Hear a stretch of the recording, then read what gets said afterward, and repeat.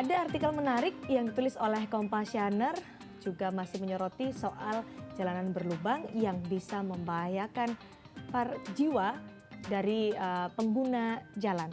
Tulisannya sudah menarik judulnya, yaitu mengabaikan jalan berlubang maka pemerintah bisa dituntut. Ini dia tulisan dari seorang Compassioner yang menyoroti soal hukum ini.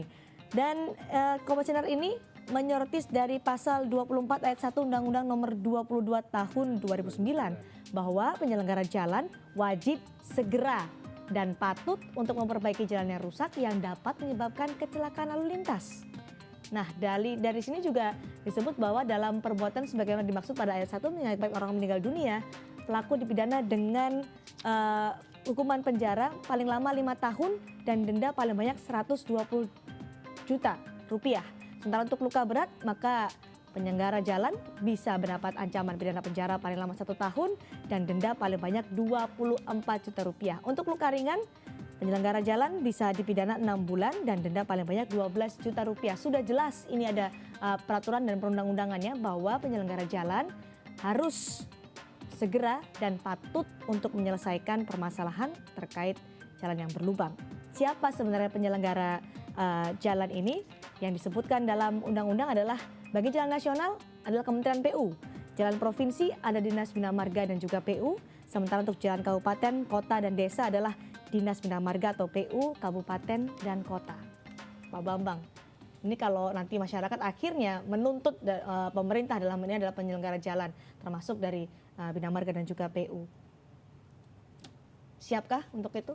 Nah, kan tidak hanya klausul sanksi itu, kan ada klausul yang sebelumnya bahwa kita wajib memberikan peringatan. Rambu-rambu dulu. Jadi kalau kita dalam keadaan tergenang, apa bisa kita menutup lubang? Nggak bisa. Artinya paling tidak ada preventif di situ, memberikan surat rambu peringatan kepada masyarakat, hati-hati ya jalan tergenang dan kemungkinan ada lubang. Itu nah, kita baru action setelah kejadian tergenang itu. Kalau nanti akhirnya mereka yang sampai jatuh korban luka ataupun hingga meninggal dunia itu kan artinya tidak ada rambu-rambu di situ, tidak ada peringatan di situ. Tapi sayangnya masyarakat selalu menganggap ini kecelakaan tunggal musibah. Kalau sebenarnya ini bisa dijadikan satu acuan. Tidak juga, kalau menurut saya bukan tidak hanya seperti itu. Kadang-kadang masyarakat justru walaupun ada rambu, tetap aja karena jalan kecelakaan karena jalan rusak. Silakan Anda itu.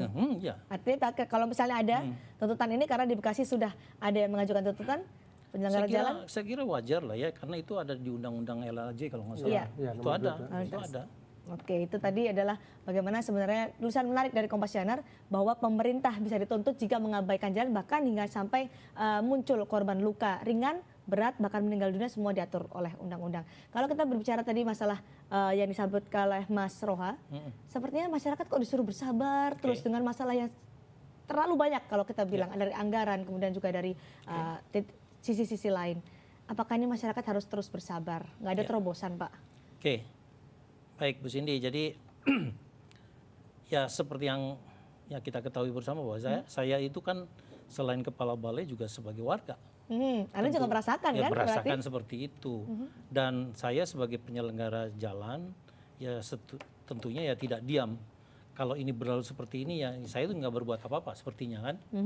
Nah sebetulnya pada tahun kemarin seharusnya karena ada permasalahan legalitas, kita akan merencanakan menerapkan yang namanya PBC. Artinya PBC itu singkatan dari Performance Based Contract atau kontrak berbasis kinerja. Nah, kita akan dalam kontrak itu akan mengikat suatu penyedia jasa dalam waktu jangka yang panjang, lumayan 10 tahun. Untuk mensikapi yang tadi masalah tiap tahun seperti itu. Itu kita ikat 10 tahun. Baru 1 bulan sudah hancur lagi. Betul, kita ikat 10 tahun tentunya dengan kontrak yang besar. Nah, kenapa kontrak besar dan kenapa jangka waktu lama itu karena supaya penyedia jasa juga atraktif ya, karena bertanggung jawab. Bukan bertanggung jawab, supaya dia bisa invest alat untuk bertanggung jawab terhadap ruas-ruas yang dia kelola. Betul, tanggung jawabnya apakah itu tadi denda dalam hal ini? Itu dia kontrak berbasis kinerja itu kita bayar waktu pembangunannya, inisialnya. dia harus memperbaiki ini tentunya setelah disepakati kita bayar. Nah selanjutnya waktu masa layanan, ada waktu masa layanan, itu kalau mereka tidak bisa menutup lubang, misalnya disepakati 2 hari misalnya, tergantung kontraknya nanti, 2 hari maka dia akan didenda. Akan ada denda. Sebelum ditanggapi oleh Pak Nirwana Yoga, saya ingin mengundang Anda Kompasianer di aplikasi Google Hangout. Anda setuju, puaskah dengan yang disampaikan oleh Pak Bambang sebagai solusi atau terobosan untuk mengatasi jalan berlubang? Pak Tamrin, silakan. Itu kayaknya kan yang namanya hujan kan tidak tahun ini aja ya Pak, sudah mundur sekian tahun pun dan sudah modern. Tadi kata Pak Yoga itu mungkin perlu anggaran yang multi years. Ya. Artinya di sini kayaknya tadi Pak ada manajemen yang lebih konkret gitu Pak. Nah tadi kenapa bisa sampai berhenti itu Pak tadi yang katanya akan ada kontrak PBC itu dan sebagainya. Kenapa Pak itu Pak? Baik, nanti akan dijawab dan juga ditanggapi oleh Pak Nirwana Yoga serta Pak Bambang. Mungkin ada lagi dari Anda yang ingin sepertinya punya solusi mungkin yang nanti bisa ditanggapi oleh Pak Bambang dan juga Pak Nirwana Yoga juga. Mbak Rati.